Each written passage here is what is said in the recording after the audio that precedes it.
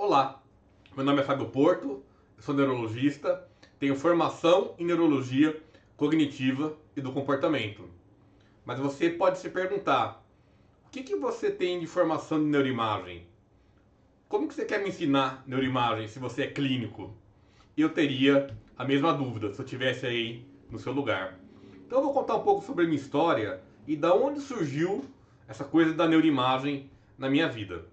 Eu sou formado pela Universidade Estadual de Londrina e lá eu conheci talvez o meu grande mestre, né, um médico chamado Rogério Marrocos, que é um psiquiatra que faz uma grande correlação com a biologia, com a neuropsiquiatria. E lá eu aprendi desde muito jovem na faculdade a fazer essa correlação entre comportamento, cognição e o cérebro. E eu via nos livros e eu ficava assim extremamente animado em aprender. E hoje eu posso dizer que o Rogério Marrocos é um grande pai para mim na medicina e eu aprendo até hoje com ele. Depois que eu me formei, eu fiz a residência em neurologia, fiz o R4 em neurologia cognitiva do comportamento. E depois que eu comecei a cair na vida, assim, a ver os exames no meu consultório, ver os exames nos ambulatórios, eu percebi que eu tinha dificuldade em fazer a correlação daquilo que eu sabia, porque eu li no livro, porque eu li no artigo, porque eu aprendi na residência, quando eu colocava lá a imagem. Né? Naquela época era do papel ainda, né? no filme, a gente colocava lá, né, para ver, e eu tinha dificuldade. Eu não tinha segurança de afirmar, olha, aqui é o hipocampo anterior, aqui é a cabeça do hipocampo, olha, aqui é o giro fusiforme. E aí eu comecei a ver que isso era uma coisa que faltava muito na minha formação. E eu acho que falta na formação de muita gente. Mas foi em 2014, quando eu fui fazer uma parte do meu doutorado em Boston, na Universidade de Harvard, no hospital no Brigham and Women's Hospital, que eu comecei a ver as discussões clínicas.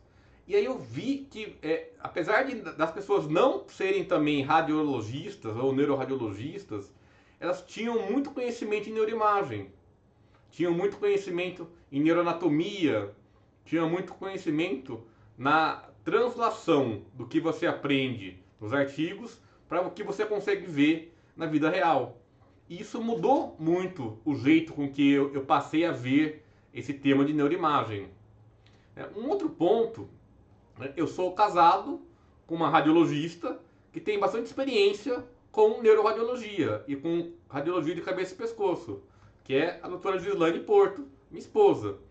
E ao longo de vários anos a gente foi sempre discutindo casos, né? E como eu já falei, às vezes a gente não concordava, mas eu percebi uma coisa: o que o clínico quer ver, às vezes não é o que o radiologista também foi ensinado a ver.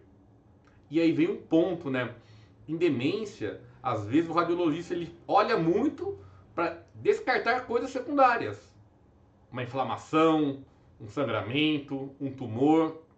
Mas às vezes não dá tanta importância ou não valoriza tanto atrofias sutis, assimetrias.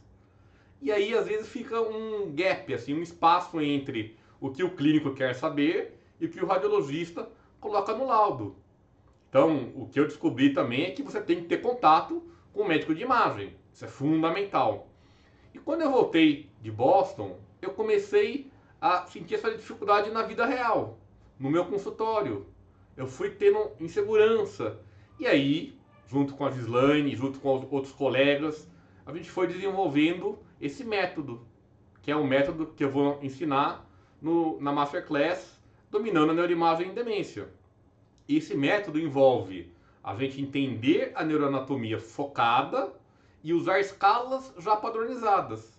Então, sim, mesmo eu não sendo radiologista, mesmo eu não laudando o exame, não dando lá o laudo oficial, esse método me fez, ao longo dos anos de experiência, de tentativa e erro, né, de erros e aprendizados que a gente teve, de discussão de casos com radiologista, com médico nuclear, a gente adquiriu uma experiência, né, para poder passar isso para frente. né? Então hoje, todo caso que eu consigo fazer isso, eu abro a imagem e eu mostro na frente da família do paciente. E isso ajuda muito. Isso ajuda muito. Hoje eu vi um caso em que, depois que eu conversei com o radiologista, com o médico nuclear, e falei a hipótese, olha, eu acho que tem uma alteração nessa parte do cérebro. Um laudo que tinha sido visto como normal, né, o próprio colega falou, olha, Fábio, depois que você me falou, tem aqui mesmo uma pequena assimetria. Né, é difícil valorizar, mas já que você está me falando, né, vamos ver aqui. Então isso ajuda muito. Tá? Então, apesar de eu não ser radiologista, eu estudo isso desde a época do doutorado. Meu doutorado foi com PET, né? Então eu tive bastante contato com estudo do metabolismo cerebral. Eu tenho bastante contato com uma médica radiologista e eu uso esse método no meu consultório por anos, por anos. Então sim, eu não sou radiologista, mas eu posso dizer que com o uso desse método, a minha vida como clínico melhorou muito. Isso facilitou a gente conseguir chegar aos diagnósticos.